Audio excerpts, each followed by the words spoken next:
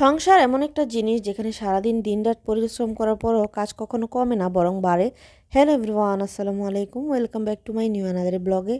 আশা করছি সবাই অনেক ভালো আছেন। তো এখন বাজে রাত 9টা। তো এখন হচ্ছে আজকে রাতে ভাত খাবো না, তো আমি তো প্রায় 8টার দিকে ভাত খেয়ে ফেলি। ইদানিং ফেসবুকে এত পরিমাণ দেখতেছি যে ঝালমুড়ি মাখায় খাচ্ছে। আসলে ঝালমুড়ি বানিয়ে দিলে খেতে ভালো লাগে, বাট নিজে করে যে খাবো ওইটা হচ্ছে মানে ওই এনার্জিটা হচ্ছে শরীরে আসে না। তো আজকে ভাবতেছি একটু ঝাল ঝাল করে ঝালমুড়ি বানিয়ে খাই। তো অনেক ঝাল দিয়েছিলাম এখানে, আর হচ্ছে প্রচুর পরিমাণে 2-3টা টমেটো দিয়েছি, প্রচুর পরিমাণে মরিচ দিয়েছি। তো এখানে কিন্তু চানাচুরটাও কিন্তু অনেক ঝাল ছিল, আবার সরিষার তেল, তারপর পেঁয়াজ, তো সব কিছুর ঝাঁজ এসে চোখে লাগছিল। তো আমার ছেলে মেয়ে হচ্ছে দুজনে একটু পরপর হচ্ছে বেসিনে মুখ দিয়ে আসতেছিল, মানে এতটা ঝাঁজ লাগতেছিল।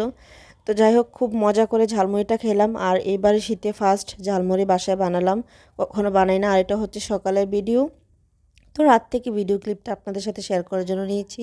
সংসার ছোট হোক বা বড় হোক, কিন্তু কাজ কিন্তু প্রচুর পরিমাণে একটা সংসারে জমে যায়। হাঁড়ি পাতিলা হোক, যে কোনো কাজ হোক, সংসার এমন একটা জিনিস, সারা দিন রাত 24 ঘন্টা সংসারে কাজ করবেন, দেখবেন যে এদিক দিয়ে গেলে ওই দিক দিয়ে কাজ থেকেই যায়, মানে কোনো একটা কাজ থেকেই যায়, কখনো নিস্তার নেই।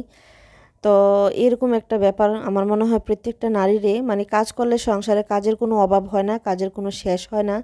তো যাই হোক, রাতে আর ধুই নাই। ইদানিং হচ্ছে রাত্রে কেন জানি হাঁড়ি পাতিলা ধুতে ভালো লাগে না, তো সকালেই উঠে হচ্ছে ক্লিন করে নিচ্ছি।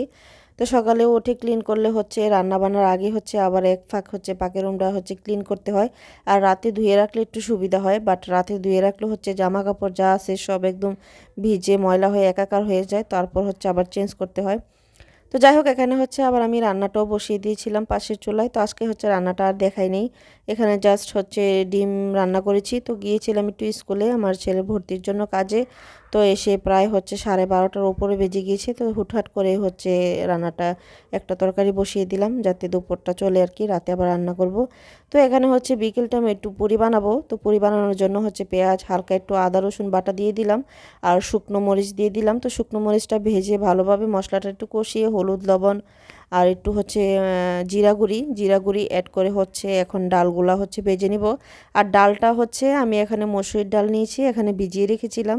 মূলত মসুরির ডাল দিয়ে হচ্ছে কি বলে পুরিটা বানানো হয় আমরা সবাই জানি, বাট আমি হচ্ছে ভিজিয়ে রেখেছিলাম কিছুক্ষণ আগে। তো খুব একটা সময় লাগেনি, ভিজিয়ে রাখার পর হচ্ছে ফুলে গিয়েছে, সেক্ষেত্রে তাড়াতাড়ি সেদ্ধ হয়ে গিয়েছে।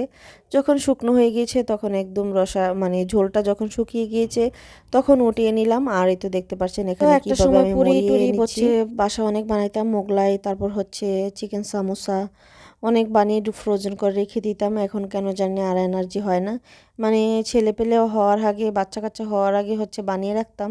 এখন যেহেতু হয়েছে, বাট মানে বানানোর এনার্জি নেই। তো যাই হোক, এখানে হচ্ছে দেখতে পাচ্ছেন আমি কীভাবে মুড়িয়ে একসাথে রেখে দিচ্ছি, ডোটার ভিতরে হচ্ছে মুড়িয়ে রেখে দিব। তারপর যখন কয়েক মিনিট রাখার পর হচ্ছে ডোটা একদম সফট হয়ে যাবে, তখন বেলে জাস্ট সাথে সাথে হচ্ছে পুরিটা ভেজে নিলেই হবে। তো পুরিটা কিন্তু আমার কাছে বাসি হলেই বেশি একটা মজা লাগে, গরম গরম পুরি চাইতে সকালবেলা, মানে এর পরের দিন সকালবেলা বাসি পুরি খেতেও কিন্তু খুব মজা লাগে। যারা খাননি অবশ্যই ট্রাই করে দেখবেন। তো আমার প্রত্যেকটা পুরি খুব সুন্দরভাবে একদম ফুলে গিয়েছে, দেখতে পাচ্ছেন ভিতরে একদম হচ্ছে ফুলে খুব সুন্দর হয়ে গিয়েছে। তো আজকের মতো ভিডিওটি এতটুকুই, আল্লাহ হাফেজ।